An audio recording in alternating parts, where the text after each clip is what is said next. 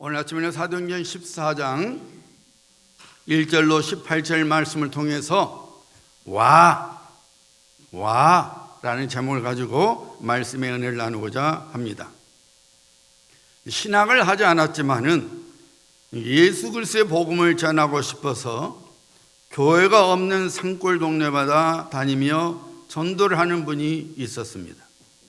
하루는 전남 화순 부근의 화전민 마을에 복음을 전하러 갔습니다. 화전민은 산이나 들의 일부로 불을 질러서 나무를 태운 후에 그 땅을 일구어 농사를 짓는 사람을 가리키는 말이지요. 주로 산속에서 마을을 이루며 살아가는 사람들입니다. 전도자가 그 화전민 마을에 들어가서 하루 종일 복음을 전하고 피곤한 몸으로 방에서 자고 있는데 한밤중에 누군가가 와서 그 사람을 깨웠습니다. 그리고 거의 반강제적으로 그 전도자를 어느 집으로 데리고 갔습니다.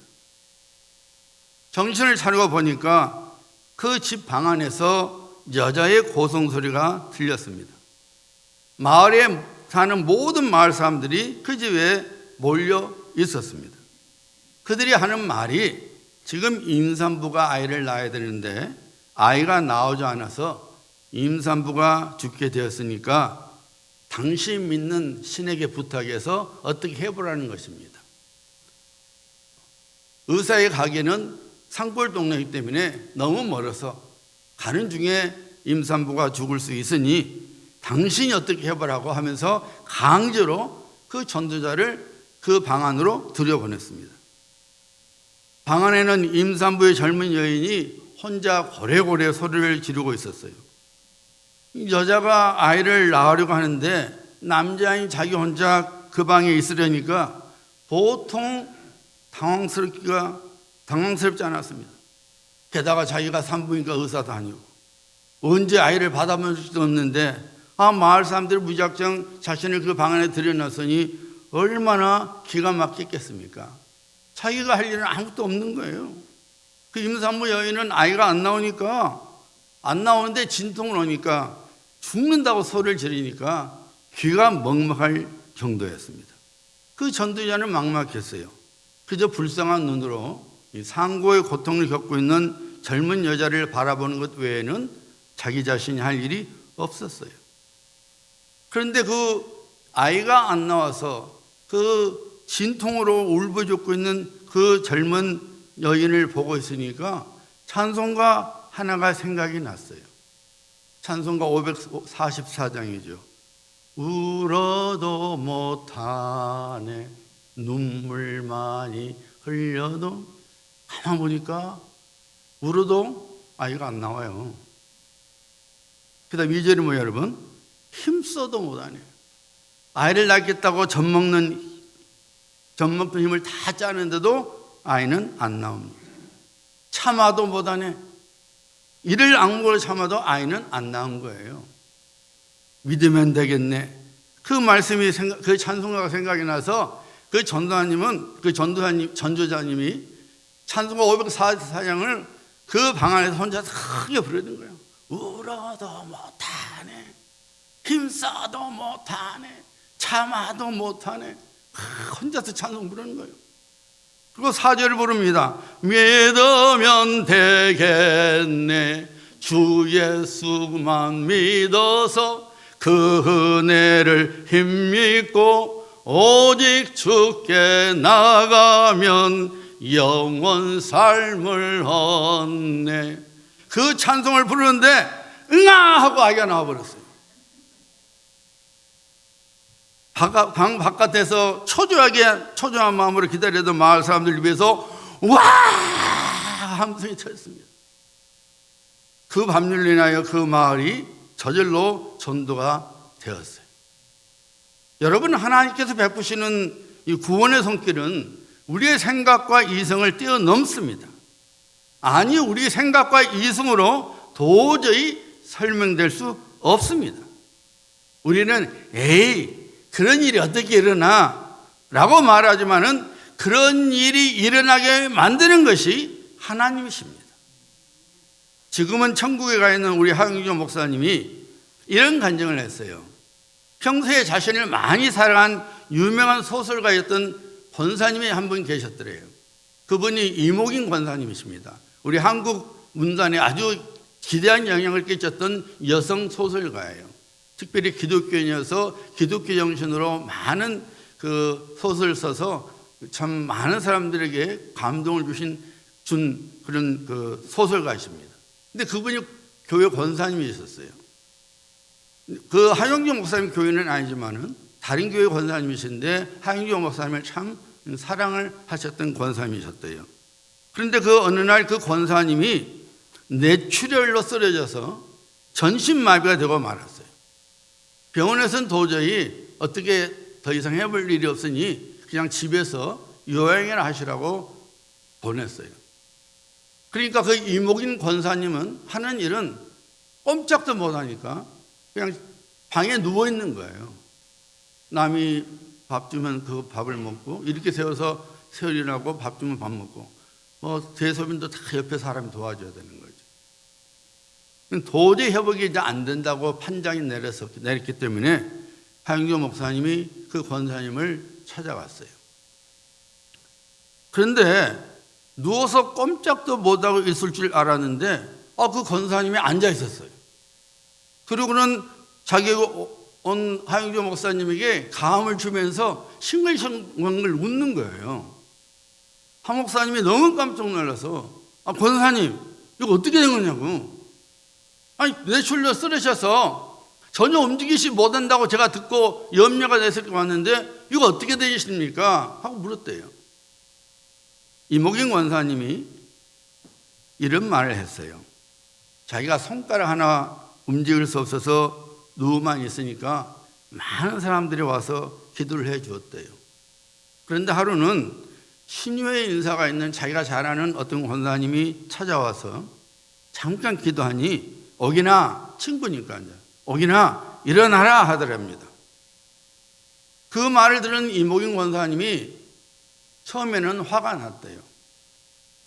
누군들 안 일어나고 싶겠어요?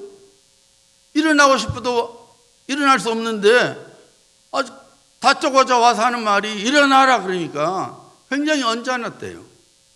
게다가 와서 머리에 손을 얹고 기도나 해주고 나서 그런 말을 하면은 그나마 나았을 텐데 전혀 그럴 말도 없이 그냥 다짜고짜로 일어나라 그러니까 에이 지가 좀 능력이 있다고 나를 우습게 여기는 거야? 하면서 마음이 언짢았답니다. 그런데 가만 생각하니까 사도행전 3장이 생각이 나더래요.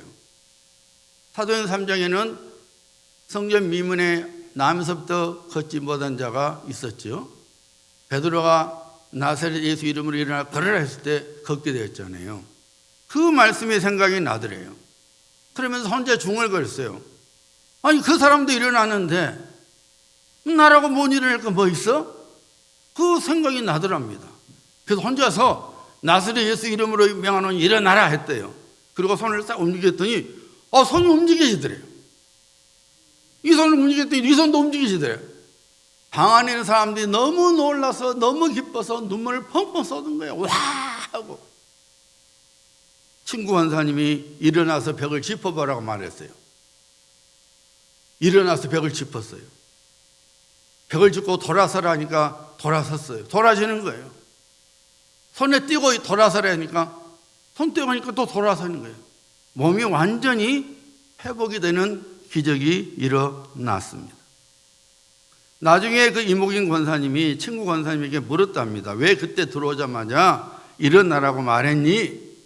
그랬더니 그 친구 권사님이 하신 말씀이 내가 일어서게 될 거라고 하나님께서 확신을 주셔서 일어나라고 말했다고 했습니다. 여러분, 하나님께서 하시고자 하신다면 이 세상 의술과 과학이 손을 들고 포기해도 불가능한 것을 가능하게 만드십니다. 우리를 사랑하시는 하나님께서는 물론 의사나 약을 통해서 우리를 고쳐주십니다. 그러므로 몸이 아프면 의사에게 가야 합니다. 처방해 준 약을 먹어야 합니다. 의술을 무시하면 안 됩니다. 하지만 하나님께서는 때로는 그의 기적으로 우리를 낫게 하십니다. 몸만 낫게 하시는 것이 아니라 우리 마음의 상처를 치유해 주십니다. 인생의 아픔과 상처를 치유해 주십니다. 그래서 우리 하나님께서는 힐링 갓, 치유하시는 하나님이십니다. 믿으시면 아멘. 오늘 말씀에 보니까 사도 바울과 바나바가 비시디아 안디옥에 가서 예수 그리스도의 복음을 전했을 때에 그 복음을 영접한 사람들은 다 구원을 받았습니다. 하지만 동시에 그 복음을 대항하는 자들도 있었습니다. 그들로 박히로 두 사람은 비시디아 안디옥을 떠나만 했어요. 그리고 이고니온으로 왔습니다. 이고니온은 오늘날 트리키에 있는 꼬냐라는 도시예요. 전에는 우리가 터키라고 불렀죠. 근데 이제 터키가 이름을 우리는 터키가 아니다, 트리키에다. 지금은 트리키라고 부르고 있습니다. 이 이고니아, 또 이고니온, 누스드라, 더베, 이 모든 도시는 오늘날 트리키에 있는 도시들이었어요. 성경에 소아시아라는 말이 나옵니다. 그 아시아라는 말은 우리가 지금 생각하는 아시아가 아니라 트리키의 그 지역을 1세기 때는 소아시아 혹은 아시아라고 불렀어요. 그러니까 지금 사도 바울과 바나바가 오늘날의 트리키에 가서 복음을 전하고 있었던 거예요. 사도 바울과 바나바가 이고니온에 있는 회당에 들어가서 그리스도 복음을 전하자 비시디아 안디옥에서 일어났던 똑같은 일이 일어났어요. 많은 유대인들과 현대인들이 복음을 영접하며 구원을 받았어요. 동시에 대적자들이 이 두 사람을 비방을 하며 돌로 쳐 죽이려고 했습니다. 두 사람은 할 수 없이 이고니온에서 부랴부랴 도망을 시험했습니다. 그리고 이고니온으로부터 남쪽으로 약 30마일쯤 떨어진 누스드라는 도시에 왔습니다. 그런데 이 누스드라는 유대인들이 거의 없었어요. 그래서 회당이 없었습니다. 이 누스드라는 주로 그 퇴역한 로마 구인들이 집단으로 거주하고 있었는데 소수의 헬라 엘리층에는 거의 대부분 지적 수준이 낮은 미신들을 믿는 사람들이 많이 살고 있었습니다. 그래서 그들은 헬라 신들 중에 특별히 제우스 신, 그리고 제우스의 아들이요 그의 대빈자인 헤르메스 신을 믿고 있었습니다. 사도 바울이 누스드라에서 복음을 전하고 있었을 때에 사도행전 3장에서 일어났던 기적의 역사가 일어났지요. 자, 오늘 본문 말씀 8절 보세요.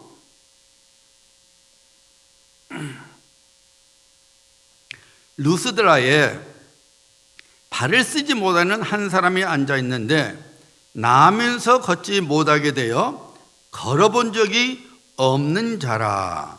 10절 보세요. 큰 소리로 이르되 내 발로 바로 일어서라 하니 그 사람이 일어나 걷는지라. 한 번도 걸어본 적이 없는 사람이 일어나 걷게 되는 기적이 일어났습니다. 여러분, 이 일을 본 사람들에게 어떤 반응을 보였을 것 같아요? 와 했을 것입니다.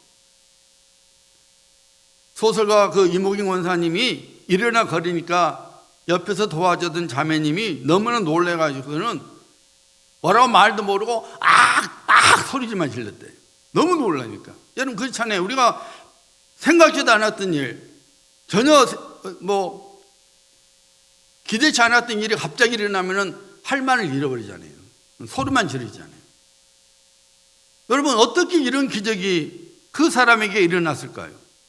그 질문에 대한 답이 오늘 본문 말씀 9절에 나오죠. 보세요.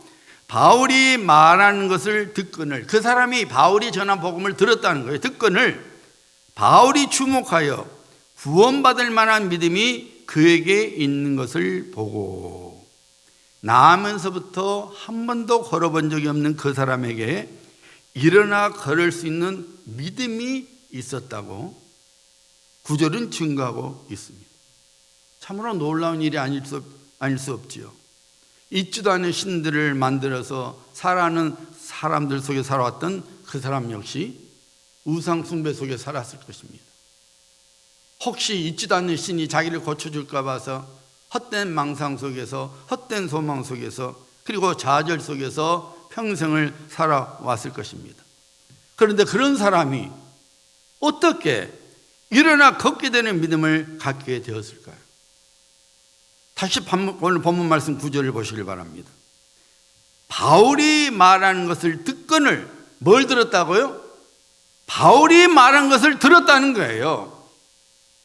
바울이 주목하여 구원받을 믿음이 그에게 있는 것을 보고 일어나 걷게 되는 믿음을 가질 수 있었던 것은 그 사람이 바울이 전한 복음을 들었기 때문이었다고 오늘 본문 말씀이 증거하고 있죠. 여러분, 사도 바울이 전한 복음이 무엇이었어요? 여러분, 사도 바울은 예수 그리스도를 증거했습니다.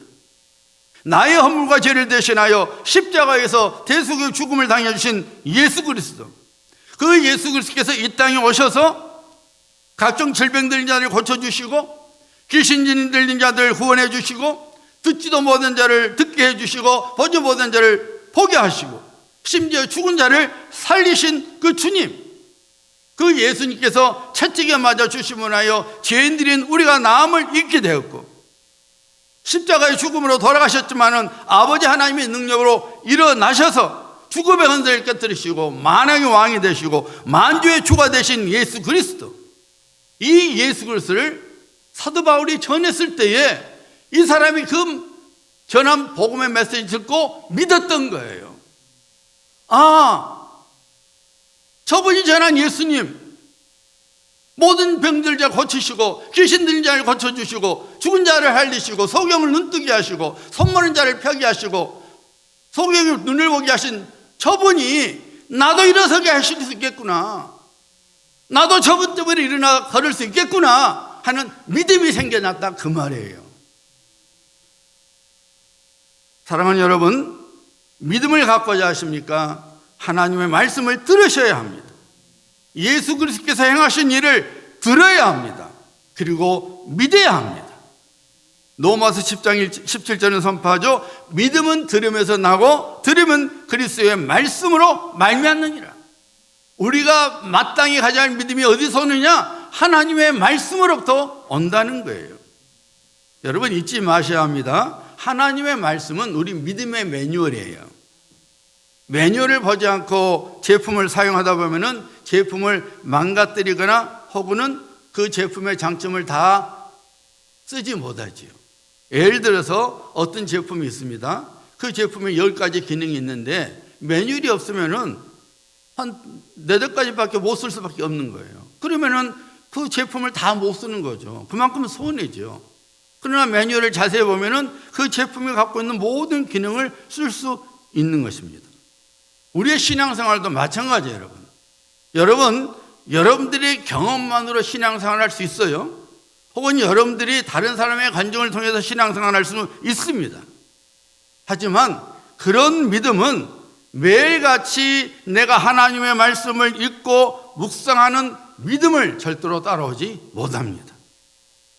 하나님의 말씀은 살아 운동력이 있어서 어제 읽을 때와 오늘 읽을 때와 그리고 내일 읽을 때에 따라 말씀의 은혜가 다 다릅니다.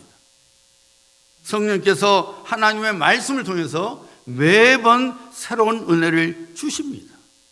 동일한 말씀이지만은 그 말씀을 통해서 새로운 은혜를 주십니다.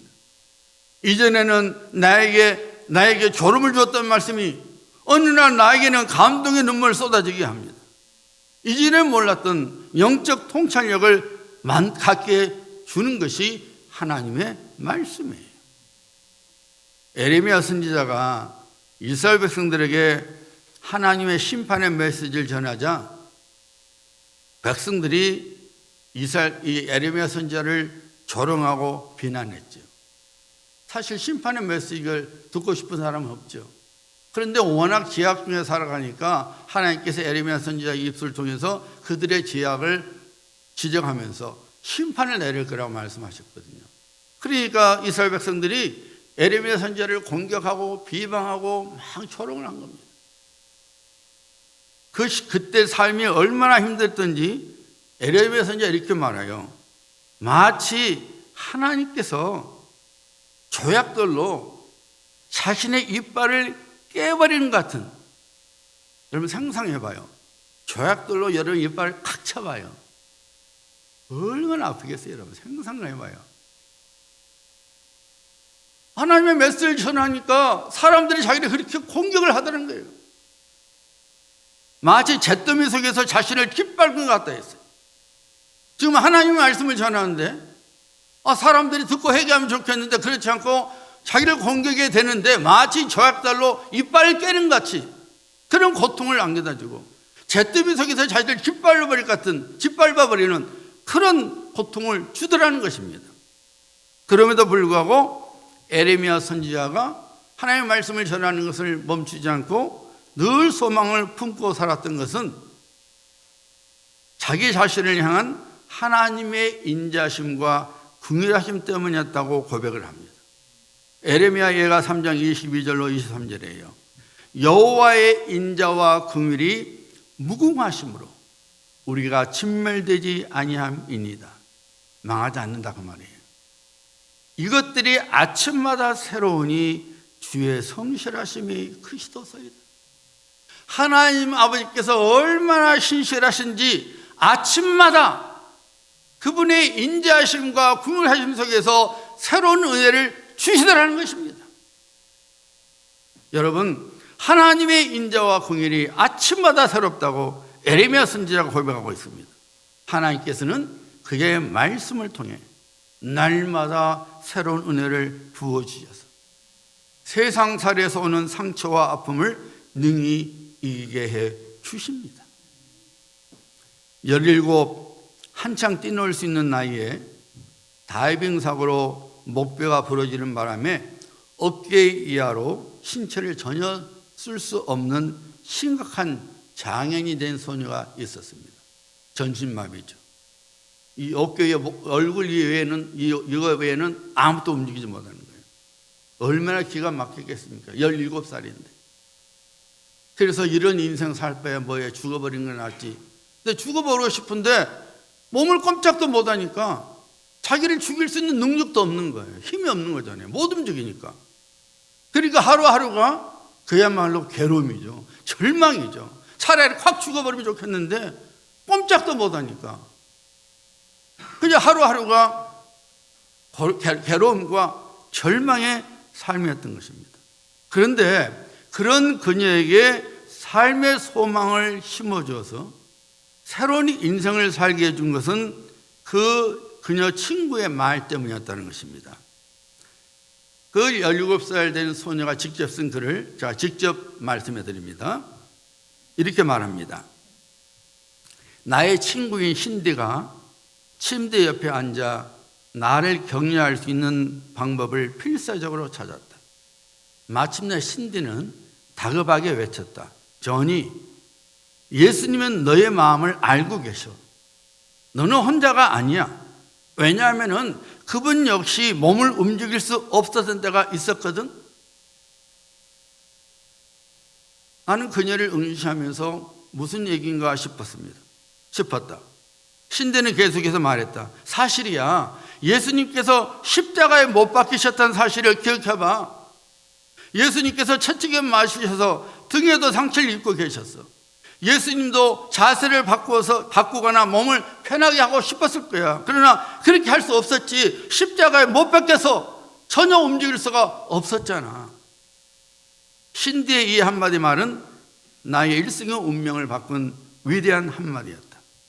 나와 똑같은 괴로움을 하나님신 예수님께서 당하셨다고 생각하니 큰 위로가 되었다. 하나님이신 예수님이 나의 죄 때문에 십자가 위에서 온몸이 마비되는 고통을 겪었다는 사실을 생각하니 예수님의 사랑이 나에게 다가왔다. 하나님이 나를 사랑하신다는 사실을 깨달아주면서 하나님을 향한 불평과 원망도 사라지고 말했다. 신들을 통해서 나는 하나님을 만나게 되었고 나의 인생은 180도로 바뀌게 되었다. 하나님은 나에게 점점 큰 존재가 되어갔다. 나는 인격적인 하나님의 경이로움에 압도되어갔다. 인격적인 하나님께서 우주와 내 삶을 창조하셨다. 하나님께서 나를 가치 있고 소중한 존재로 만드신 것이라. 나는 하나님 없이 이런 존재가 될 수 없었다. 나는 혼자서는 머리를 빗을 수도 없고 옷을 입을 수도 없다. 그러나 나를 돌봐주는 친구들이 많다. 주의 경치는 참으로 아름답다. 나는 그림을 그려서 경제적으로 자립하기까지 했다. 이것은 신체적 결함이 있는 모든 사람들의 꿈이다. 중요한 것은 마음의 평안이다.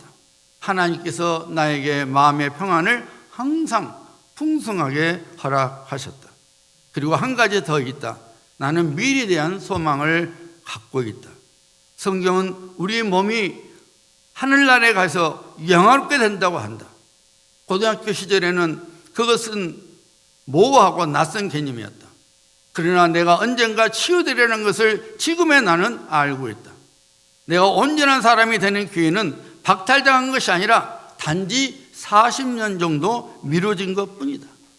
40년 후에는 천국에서 완전히 치유된 완전한 육신을 가지고 살 수 있으므로, 그리고 하나님께서는 내가 이 세상에 살 동안에도 나와 함께 하실 것이다. 천국에서 영원한 몸으로 영원히 산다는 것의 의미를 이제 나는 안다. 이 땅에 죽고 난 뒤 나는 천국에서 나의 건강한 두 발로 마음껏 춤추며 뛰어다닐 수 있을 것이다. 이 사람은 조니 에릭슨 타다입니다. 49년 동안 사지마비로, 전신마비로 살아가고 있지만은 입으로 그림을 그리는 화가가 되었고 32권이 넘는 책을 써서 전 세계 수많은 사람들에게 감동을 주고 있으며, 그리고 찬양 앨범 제작, 강연과 방송을 통해서 전 세계 장애인들에게 소망의 복음을 지금도 전하고 있는 하나님의 사람으로 살고 있습니다. 누스드라에 나면서부터 걷지 못한 사람이 사도 바울이 전한 예수님을 들었을 때에 그의 마음속에 소망이 자리를 잡게 되었습니다.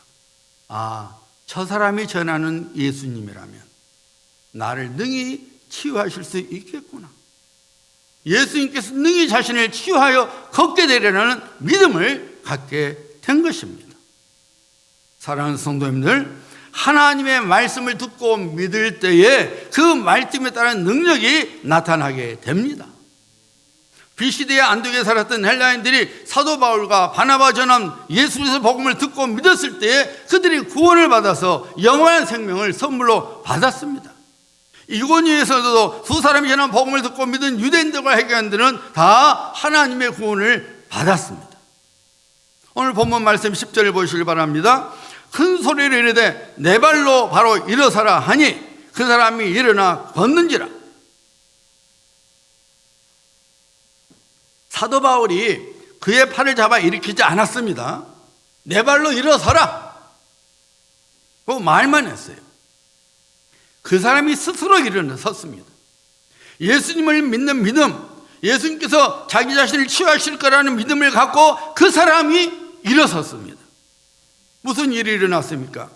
그 사람이 일어나 걷는지라. 그 사람이 일어나 걷는지라. 나면서부터 한 번도 걷지 못한 자가 걷게 되는 기적이 일어났습니다. 에스더가 3일 금식하니까 그녀의 환경이 달라졌습니까? 아니지요. 비록 3일 금식을 했지만은 환경은 전혀 달라지지 않았습니다. 아하수에로 왕이 그녀를 부르지도 않았어요.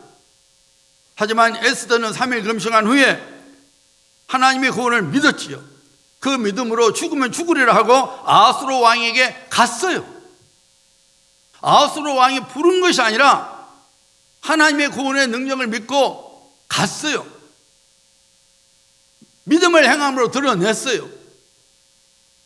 왕의 시대장에게 칼에 찔려 죽음을 당할 수도 있었지만 금식한 후에 믿음을 가지고 아하수에로 왕에게 나갔을 때에 아하수에로 왕이 에스더를 보니까 그냥 뿅 다시 갔어요. 에스더를 잊고 살았던 아하수에로 왕의 마음에 에스더에 대한 사랑으로 가득 채워진 것입니다. 누가 하신 거예요? 하나님께서 하신 거예요. 에스더가 믿음으로 행함으로 나가니까 하나님께서 그의 구원을 보여주신 것입니다. 그래서 에스더를 통해서 그 많은 유다인들이 살게 되는, 하나님의 구원을 받게 되는 역사가 일어난 것입니다. 여호수아를 통해서 하나님의 말씀을 듣고 제사장들이 그 무거운 법궤를 메고 물이 넘치는 요단강으로 들어갔어요. 물이 먼저 멈춰진 거 아니었어요, 여러분. 하나님의 말씀을 들어 순종해서 그 무거운 법궤를 메고 물이 범람하는 요단강으로 들어갔어요. 그랬더니 철철 넘치는 요단강 물이 멈추는 기적이 일어나지 않았습니까? 사랑하는 성도님들, 하나님의 말씀을 듣고 과연 그럴까? 라고 의심하지 말아야 합니다. 여러분 머리에 짐만 납니다. 하나님의 말씀을 듣는데 멈추지 말고 그 말씀을 믿어야 합니다. 하나님의 입에서 나오는 말씀이니 우리가 하는 일은, 우리가 해야 할 일은 그 말씀을 믿고 행하는 거예요. 그러면 하나님의 능력이 우리의 심령 속에, 우리의 삶 속에 나타나게 되어 하나님의 치유하심을 경험하게 되는 것입니다. 여러분, 육신의 병만이 병이 아닙니다. 마음의 상처도 병입니다. 인생의 상처도 병입니다. 이 병들이 깊어지면은 우리도 모르는 사이에 우리 자신들뿐만 아니라 다른 사람들까지 큰 상처를 안겨다 줍니다. 그러므로 우리는 하나님의 말씀을 가까이 해야 합니다. 하나님의 위로의 말씀, 하나님의 권능의 말씀을 들어야 합니다. 하나님께서 나의 하나님이시요 치유하신 하나님이심을 믿어야 합니다. 그리고 그 믿음으로 우리는 담대하게 살아가야 합니다. 반드시 우리를 치유하시는 하나님의 능력을 보게 됩니다. 오늘 본문 말씀 속에 나오는 그 주인공처럼 말입니다. 믿으면 되겠네. 주 예수만 믿어서 그 은혜를 힘입고 오직 주께 나가면 영원 삶을 얻네. 십자가에 달려서 예수 고난당했네. 나를 구원하실 이 예수밖에 없네. 여러분 잊지 마시길 바랍니다. 우리의 삶 속에서 우리를 구원하실 분은 예수 그리스도 한 분 외에는 없습니다. 우리는 예수님을 믿고 예수님을 붙들고 예수님과 동행하는 삶을 살아가야 합니다. 그러면 우리 역시 오늘 본문 말씀에 나오는 사람처럼 와 하는 인생을 살아갈 수 있게 되는 것입니다. 이런 인생을 살아가시는 성도님들 되시기를 예수님의 이름으로 축복합니다.